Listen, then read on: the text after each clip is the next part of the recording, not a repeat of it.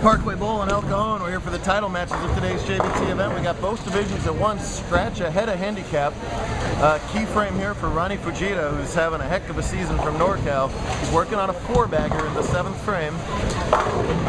And now he's working on a 5-bagger. That puts him in the 220s. He's the top seed. He's taking on Stephen Manier. And the best Manier can do now is strike out 4, as soon as that graphic goes away. 226, so that's why that was such a big strike there. That's Ronnie's screen on the left. I don't know how well it's showing up. That's Stephen's there on the right. Fancy new TVs here at Parkway. That's nice to see. Ronnie already won 3 times this season, 4 overall, so looking for that landmark 5th career JBT title. He of that cuff. Look at that left leg. Wow. Such tremendous power on that ball. Just sends it out there and saws that rag away. He's also a real nice guy. I personally disagree with the rally cuff. He's the top seed. He said he needs it because Stephen had such a good look on this pair. I say shenanigans to that. You don't rally cuff when you're the top seed, Ronnie. Stephen in a mandatory strike situation here. Again, he can strike out for 226, which he's perfectly capable of doing here. Ronnie's in the 230s with that string, so if Stephen goes all the way, Ronnie will need to stay clean to earn the title.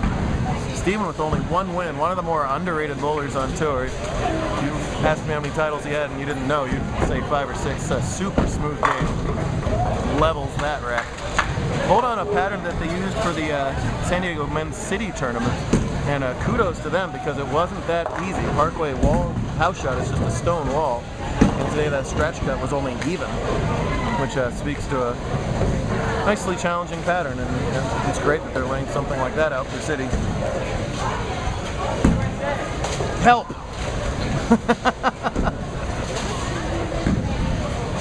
We got a little blackout here, gonna try and ice the kicker.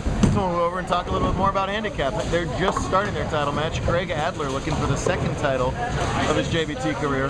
He's the top seed going up against Austin Thompson, who just won a tiebreaker in the semifinal against Alexis Atkin.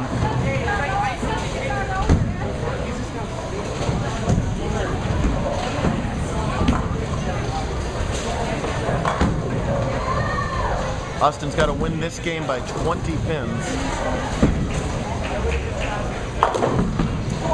Greg is open in his first 2 frames, and Thompson has started spare strike. This is his home center. He's the points leader, so he'll be the points leader heading in the Invitational. He's got all the momentum in the world. But Greg has already shown us he knows how to win. Greg was the ultimate survivor back when he won his only title at Keystone back in Norwalk. He was the lucky loser, and apparently that nickname stuck, his mom told me. Or he actually lost a survivor round, but he was the highest losing score in an odd number of bowlers round. Nothing like that today. It's a stepladder final, so if you lose, you're done. But worst, he's going to finish a 2nd, and Austin cannot wait for those pins to get set. You see that so many times out of the younger guys. He is just bursting with energy. He's bursting with energy at 9 in the morning. Shooting it in the title game at 6 at night. He's literally jumping out of his skin. The cuffed one for the win. If he can strike, that's going to do it. So Ronnie Fujita, who comes to us from Northern California to bowl our tour, is making it more than worthwhile.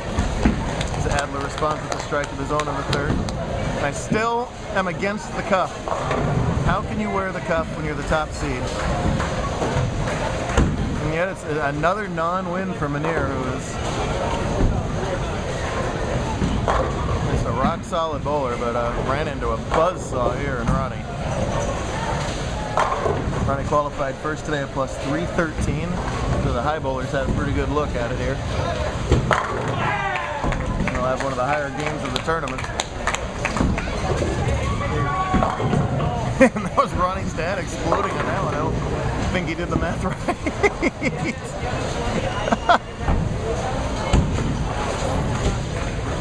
Even to get into this. Now it's going to be in the 2-0s as it ends up. That's correct.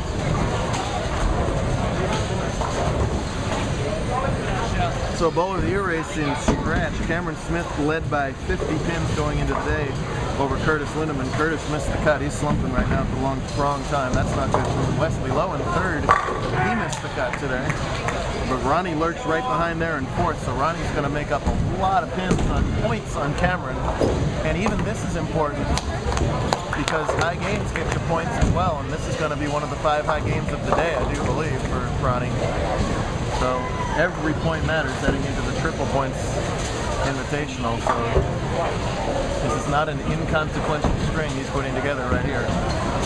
We saw last week up in the Northwest just how much every single point matters. Well, the year was decided by just a few points up there.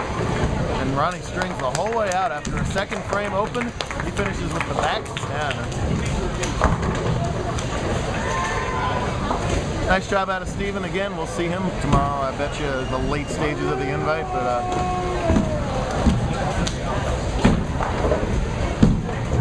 it's all about Fujita right now. All right, we'll switch our attention to the handicap division in part 2. Stay tuned for it.